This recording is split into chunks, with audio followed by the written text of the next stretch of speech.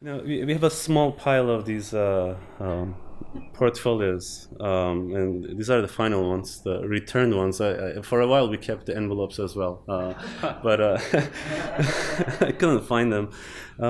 But it's been interesting to look back at these. Every year, you never know which angle it's going to come from. And you don't know if you're suited for it, not suited for it. You try to find an angle to address it, and looking at it in hindsight, it's been kind of really interesting because one position we maintain through all of this is our inquiry into the kind of character and development of architectural object.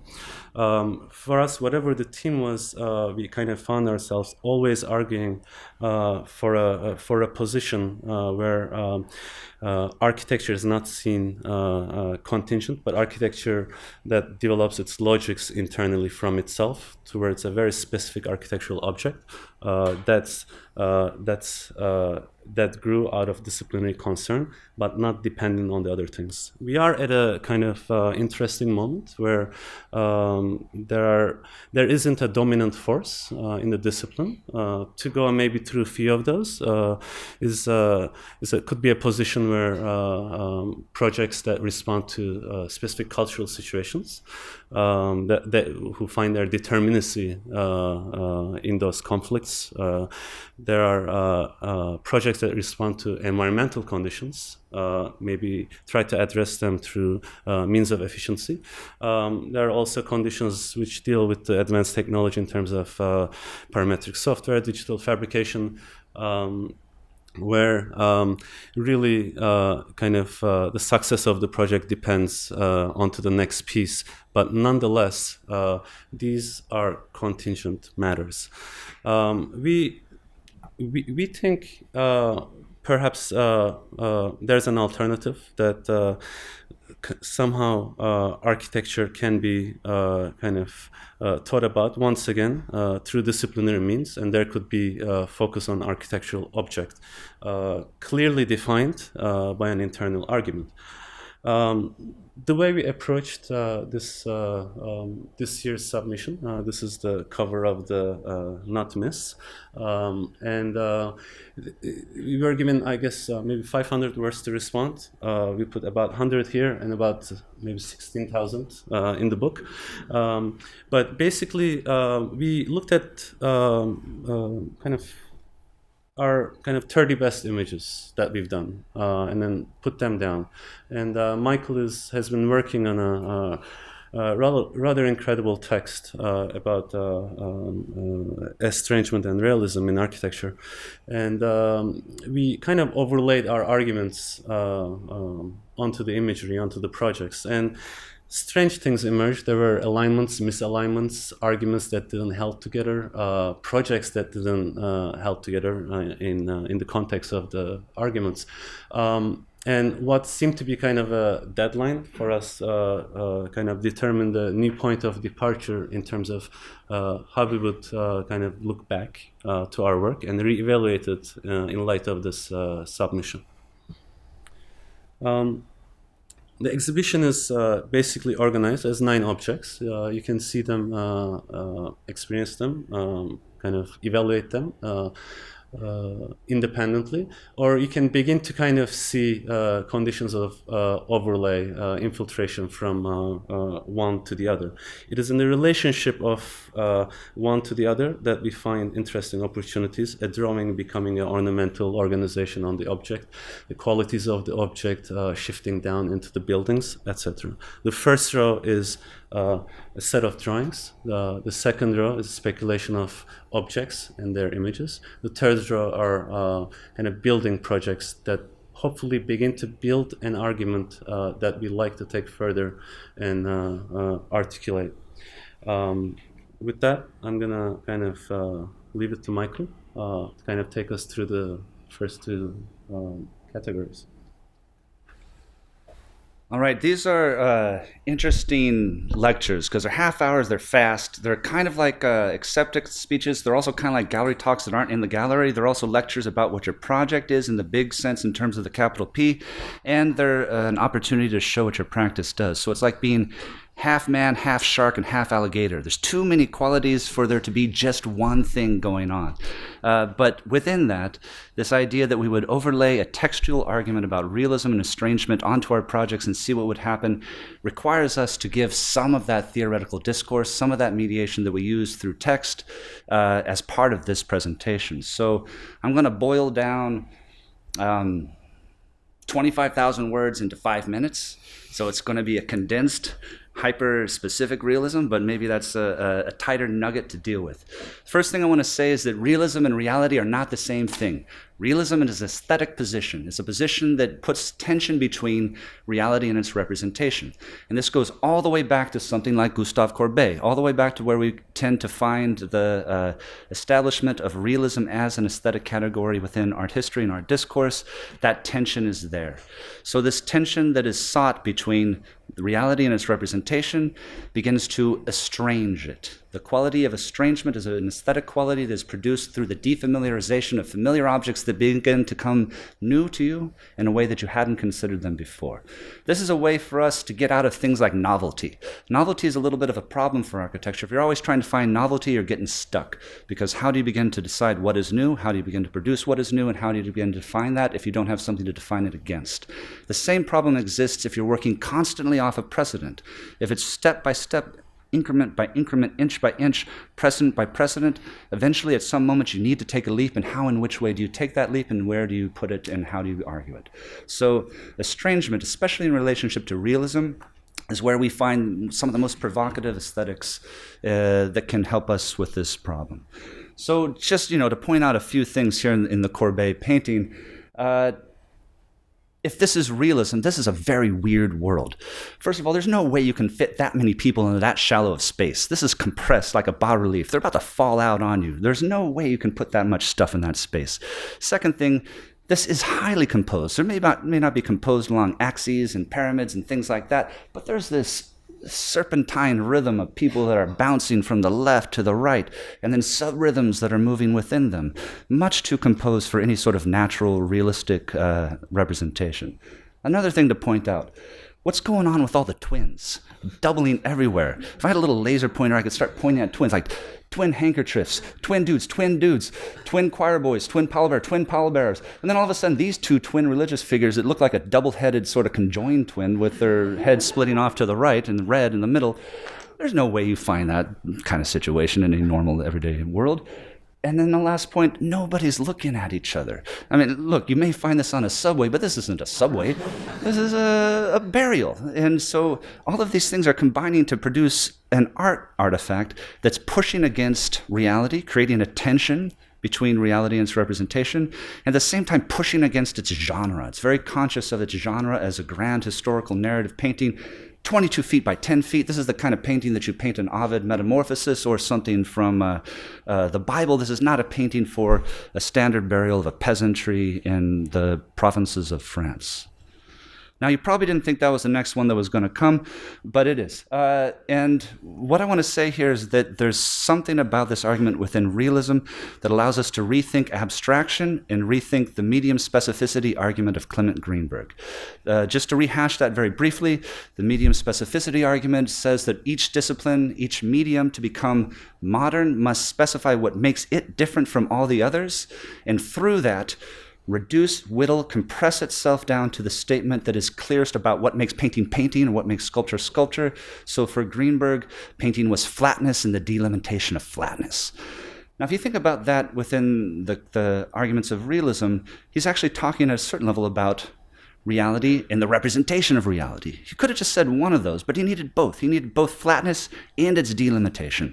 That's commonly assumed to be the frame, but that frame could also be the thing that pops it out of the real, that makes it clear this is not the real, this is its representation.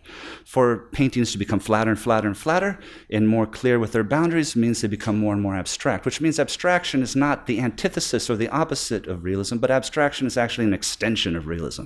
I like that. That makes me happy, because so often we find ourselves in this sort of tug-of-war between if you're abstract, you're critical, If you're realist, you're naive. And that, to me, is actually a naive contradiction. These things move in and out of each other, and abstraction can be a form of estranging reality, and actually in its most provocative state it often is. Donald Judd could be seen as taking that just one step further. If you're going to now make this painting into something that's almost like an object, make it an object.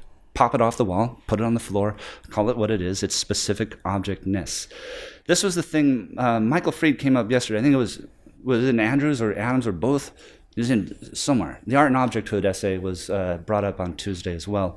Michael Fried was afraid that if you lost this tension and the object became an everyday object of the world, it would no longer have that aesthetic resonance that art was requiring of one's critique. And instead would just become a common everyday object in the world. It would become more like architecture. So he's really afraid that art's going to become like architecture. Well, architecture kind of has a problem with realism. This is my slide for architecture and realism, by the way. And what I want to say is that architecture is the only art form that confuses reality and realism. It's the only one that messes that up. You see a painting of a horse, you know it's not a horse. No one's confused by that. But architecture sometimes confuses the idea of structure with real structure. And we want that structure to be the real structure, and it's not the real structure. We get mad, as if somehow within the ethics or the truth to a material, to a structure, to an ornament, lies the automatic outfall of the aesthetics. And that really is actually a confusion between reality and its representation. And architecture, because we build things and because they do become the background of our reality, often confuses those two categories and begins to become moralistic in the way that it begins to found its aesthetic arguments.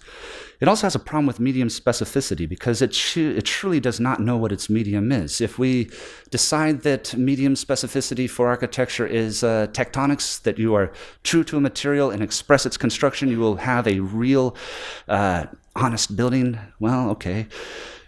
What about if you're true to the internal logic of its formal argument, autonomous from where it is, then you need the abstract cut in its geometry? Okay, all right. That's a different mediation than the building in its joint.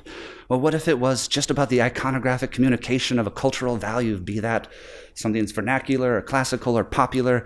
Well, then you need a rendered elevation. That's different again. Well, what if it was about the socioeconomic problems that it created within urban conditions? You need mappings and data and ways to then diagram that and graph that. Or if it was just the phenomena of the human body and experience of space and light, you need a whole other thing to deal with that. Well, it's kind of all those things, right? And it's kind of not all those things. In a way, architecture can't be medium specific. It has to be medium promiscuous. It has to be something that combines and crosses these mediums. So for us in this argument, where we found inspiration is in a kind of post-medium parafictional art practice. Now, I'll show you some slides about what we mean when we say that. One could be something like Thomas Demand. Now, a lot of you probably know the photography of Thomas Demand. For those of you who don't, I'll give it in a brief nutshell. Basically, Thomas Demand appropriates photographs that other people have taken of famous, sometimes disastrous events, and then rebuilds that photograph out of cardboard and paper, full scale, photographs it, and then destroys the construction from the same angle that the original photograph was taken. Through this process, he begins to defamiliarize reality or realism in a very strange way. He's dealing with photography, sculpture, model making, architecture, that kind of popular text and crises of the day. Yet when you look at it, you know it is a real thing. This is not a digital rendering. This is not something that's virtual from some other world. This is a real thing, and the problems of reality are there to bear on the fact that that photograph is documenting the reality of that construction, yet you also know that that's not the real space that the original photograph came from. And there's all these little clues that tell you, like no labels, no text, a certain abstraction that comes at the seams where things are starting to look just a little fake. And as it gets more and more extreme, you realize, oh my God, he built all those leaves. He built that whole place. And at what point do I begin to doubt where the reality sits? And when I ask myself that question, from aesthetics, I become involved in politics. If I can ask a doubt question about where reality exists, if I can ask that through the aesthetics of the representation, I can begin to have a political argument. Here's another example. This is Harman Brehm, a Dutch artist. He makes two things. He's been making two things for 20 years. Flat squares that go on the wall, and these kind of conical egg drop objects. One represents painting, one represents sculpture. He never changes the form. That's it. 20 years, never changes the form. Sometimes they're articulated through decorative patterns on their surfaces. Sometimes it's material constructions like a Art Deco kind of lace-like silver threaded work that's only available through one kind of village in Portugal that would make that in Japanese. Earthen fireware, stacked wool, Roman mosaics. This one in the middle I quite like. It's called dragon dropping. I guess there's a certain dragon in China that's a combination of a camel and a rabbit and a snake and this specific bird and a specific lizard. He collected the shit from all those animals and made that thing. And yeah, it's made out of dragon poo. That's what it's made out of. But what I like about this, what I'm kind of trying to point out is he's rubbing very hard at this assumed relationship we have between form, material, craft, technique, and function. These things are almost tchotchkes, they're almost things on your mantelpiece, but they're also almost high-end fine art. They're also minimalism, but they're the most ornamented minimalism one could ever imagine. And minimalism was probably the movement that was more antithetical to ornament than anything I can imagine. So here we have an ornamental minimalism of an everyday object that might be a fine art object that's disassociating material from technique, from craft, from ornamentation, from decoration, and through the process beginning to produce a tension between an object and its qualities, which we will call estrangement. The last artist I'll show here is Heidi Hatchery. Heidi is a New York and Boston artist. One of the projects she did recently was these flowers. She studies flower photography very closely, makes sure she gets it just right in terms of its conventions of the beauty of flowers. But her flowers are appropriated collages that are made out of not flower material, but animal material. So they're all made out of animal offal, all the stuff that we don't eat.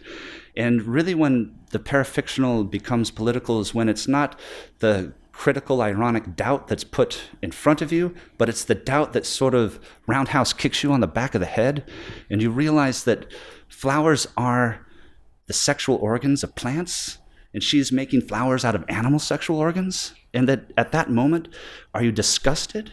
Well, they're still kind of beautiful, but they're very disgusting, and I don't know what I'm going to do. Am I going to go left? Am I going to go right? Is it going to sit all right with me? I'm not sure. But within that, aesthetics has all of a sudden triggered within you this estrangement, this doubt, this elongated or intensified attention, which is what we're up to and after in our architecture. So we're going to talk about 3 projects. One drawing, one project about objects, and then Kutan's going to take over again and talk about the building, the very bottom. So these drawings, we've been doing these drawings for a little while now, and this is one of our more recent ones. This is from 2013. There's a very nerdy side to this drawing. This is, at a certain level, only lines, only straight lines, and at a geometric level, only lines that are tangent and normal to the curvatures that have been turned off, which means at a certain point, you got to describe this as exactly the computational realm that all of our digital modeling software operates within. The measurements through tangents and normals are what our software is computing, and it's rendering out those lines and surfaces that we then judge aesthetically. So I've just kind of turned those on in a way. But we actually don't like to think about them as drawings because these lines demarcate no edges. They demarcate no boundaries. They demarcate no distinct figural difference or contour between an inside and outside. They're much closer to paintings. These lines are lines that are colore, not lines that are disegno. We use these lines much more like a painter would to begin to try to drive sensorial effects of depth, not the gesture of movement across the plane, but the vibration of movement in the plane. And so we call them actually static animations. We view them as part of a history of op art, as part of something that tries to get you to conflict between the deep and the flat, and through that they become experiments for us in terms of our mediations of digital drawing. Now, they also become something that we've used in other projects. So we call this project Donkeys and Feathers. I'll tell you why we call it Donkeys and Feathers in a moment, but basically we took that drawing and put it on this object, right? There's the drawing, bam, on the object. So the object's the donkey, and what we put on it is the feathers. Now, why we like this is first pin the tail on the donkey, It's really funny when you put the tail in the wrong place. If you put the tail in the right place all the time, there's nothing funny about that game. So we're putting the tail in the wrong place. We're like blindfolded and putting on the donkey, and the object's this kind of dumb thing, and we got to put the tail on it. And the other thing is feathers don't belong on donkeys. But it's not like we're making a polka dot donkey. We're making a feathered donkey. So there's still some logic about the animal and the hair and the follicule and some relationship between that geometry, but it is not one-to-one. It is not internally related. It is related somehow in the tension between the two. And those begin to have qualities. So we call this one a hot stone. We call that one geological. We call this one sinew. It looks kind of embryologically sacked. This one we call fuzzy feathers. We've fabricated all of these. They're outside. You can go see them. They're much better outside. And I want to tell you can hold them, but actually can't hold them. Just leave them on the shelf. But they are kind of great tactile things to grab and to deal with. Where this project really took on its next life was how we thought of it through the question of realism. We began to insert it into Dutch still lifes. So we found a whole series of Dutch still lifes that we began to drop these things into. This one was our favorite one. And why we knew it was a success is that we sent it to a bunch of our friends, and they got back to us and said, "What'd you do? Did you put the lobster in? Did you move that bread around or something? What'd you do in there? I don't know. Yeah." So how do you put something into a situation so that it hides in plain sight, yet because it's there, it makes you see every other piece that's around it differently. It changes its context. It defamiliarizes its context. So it, as an object, rethinks the context. In a certain way, I know that this is not exactly new urbanism, but it's our contextual response to that. Not pushing from, again, not contingent upon, but pushing back. Again, this is not an object that denies its reality or denies its context, but tries to redefine that, tries to push against it in another way. And we kind of got really nerdy about it too. We got into the reflection. First of all, there's the painter. And there's the lobster in the reflection of that, which, by the way, this is just a 400-year extension. Each of these things were painted separately through a camera obscura. The painter paints them, then puts another one out, paints the interaction of translucency, reflectancy, color, texture, then puts another one and does it again. We just put another one. So that's why this painting went from 1641 to 2014. It's just an extension of that logic. So these objects, and there's a whole other series of objects, you can see them in the gallery, are kind of test beds, ways in which we cross mediations that begin to move between the drawings, representations of renderings, representations of paintings even, and physical objects, into the conversation or the architectural possibilities in a building. So with that,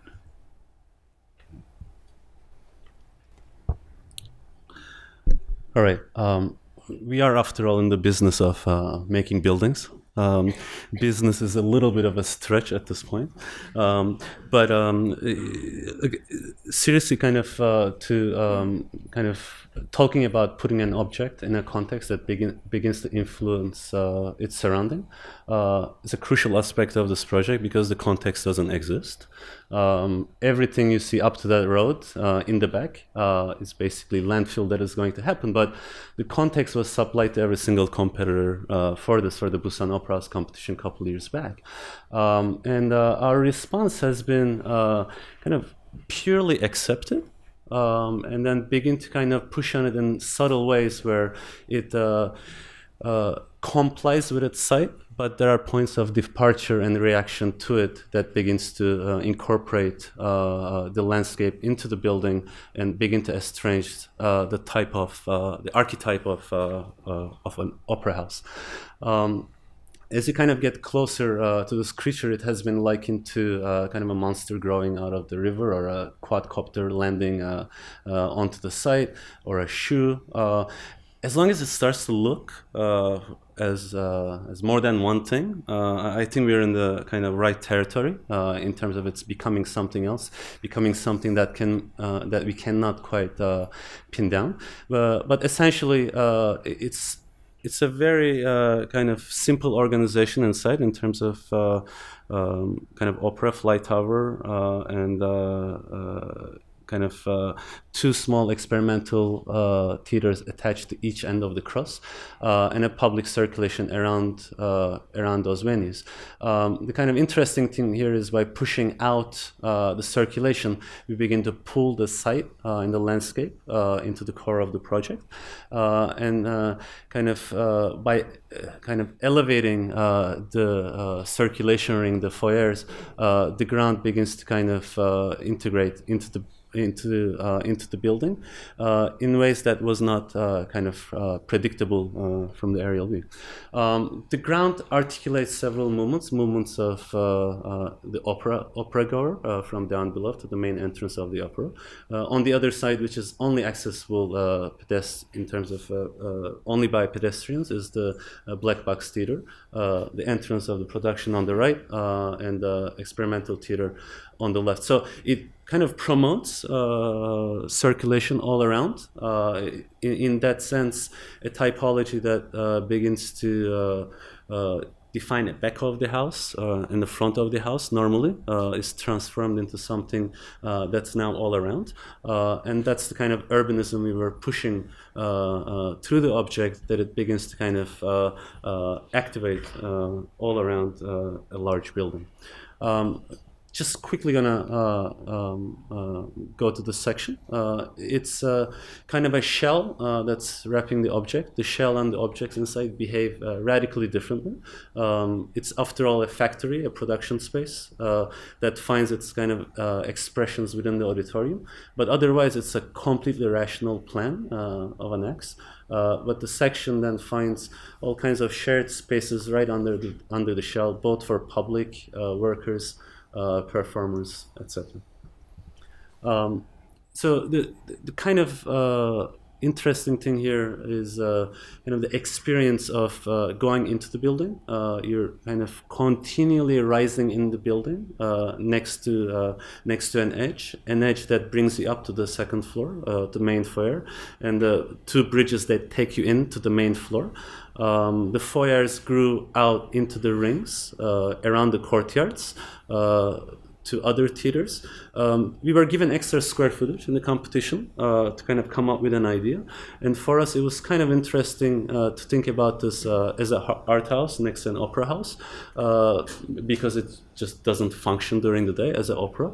All these rings could be utilized as an exhibition space, as an art house, and the production facilities could bear the kind of load of both functions. Something interesting begins to emerge as you rise up in the building.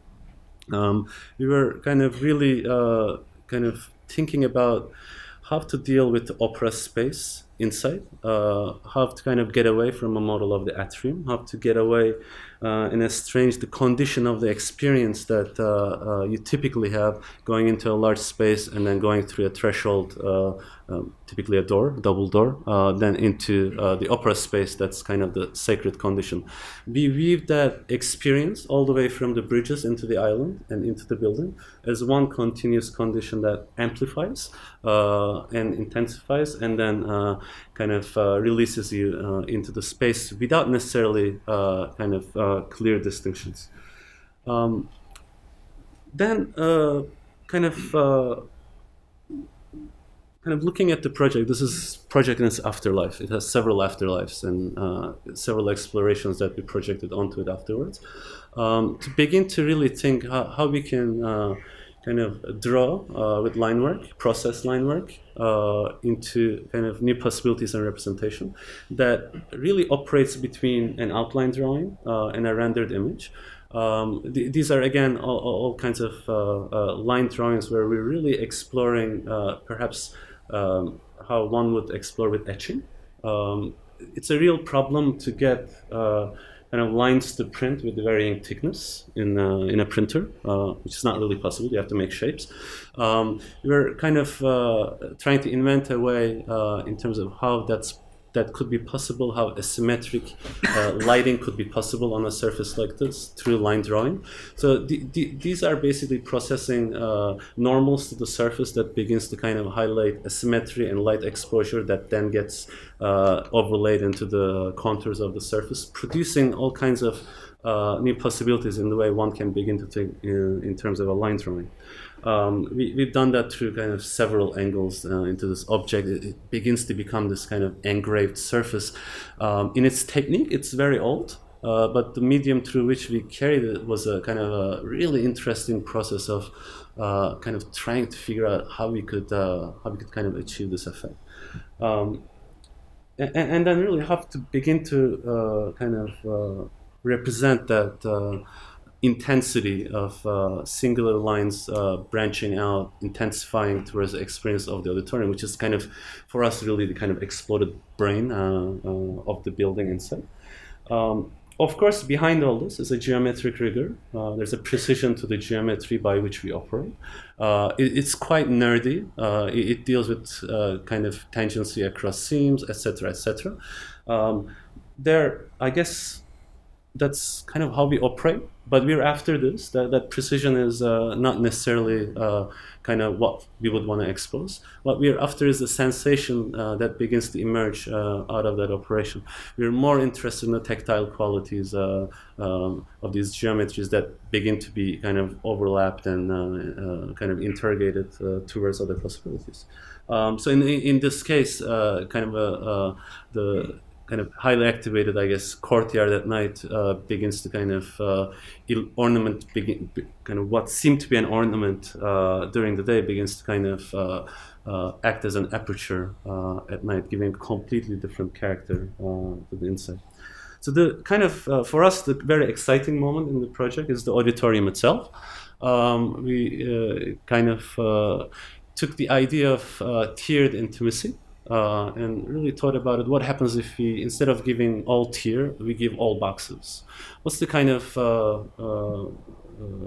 opportunities in such an act? And this is the kind of interior space. This is not the problem. We kind of this is kind of the easy part in terms of addressing the question of, I guess, cellular aggregation. The problem is in the back. How do you get to health levels? And we were trying to come up with rational solutions in terms of collecting people and bringing them to a door, etc., etc. But then once we let loose in terms of how about every single opera goer goes to a single bridge that's designated to a single box, then all of a sudden kind of this thing exploded out. It's completely transformed for us the notion of that collective space in the what you would get typically in an atrium, and it began to kind of produce this really interesting sections, kind of conditions where small groups could gather, intimacy could be kind of heightened in those environments. You have kind of hierarchy between larger spaces and small spaces, sections that begin to kind of create different kind of experiences from level to level. And then all this kind of gathers together and dips down into the ground floor through this moment where we resolve every single kind of, I guess, bridge into a single surface. We're gonna leave you with two guys who don't know where to go. They're in doubt, but they will surely make a choice. Thank you very much.